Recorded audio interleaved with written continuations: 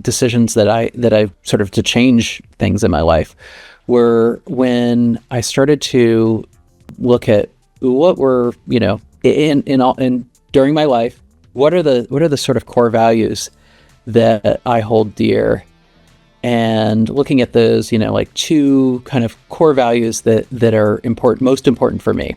And I took a lot of time trying to figure that out and think about that, look at my history, look at all the things that had happened to me. And I really came upon my personal core two values were curiosity and support. And as soon as I started to think about, okay, these are the two things that are the most important for me, I started to look at decisions that I've had made in the past and how that kind of aligned with it, or how I had gone through difficult times and where my values weren't in alignment. And I started to make a really conscious effort to sort of figure out a way to design my life, to design what I'm doing in my life, that it would support those values. And I think as soon as I started to do that, things started to change for me. The things that I knew the battles that I needed to fight because they were in line with my values, right?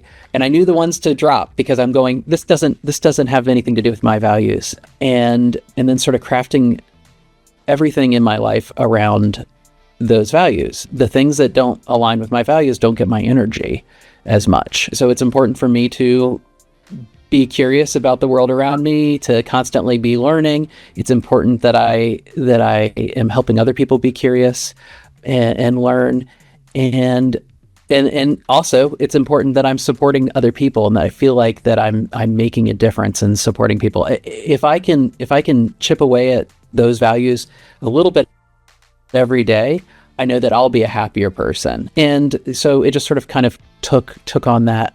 Am I doing the things in my life that align with those values? And a lot of times when the frustrating and hard things that I was doing is because I wasn't aligned with my values. And I know that's sounding cliche or whatever, but that was where as soon as I started to make that decision and that change in my life, things became clear. It didn't necessarily make things easier, but it made things clear as to the path and the choices I needed to make. So, yeah. Thanks so much.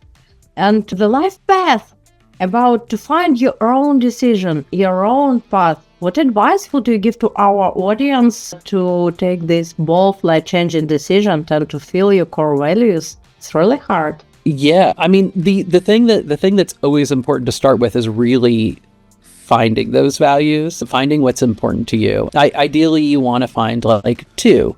This is not a new concept. I think Brene Brown talks about this as well. But having those like two, and that can be a difficult process for a lot of people because they're like, I've got so many things.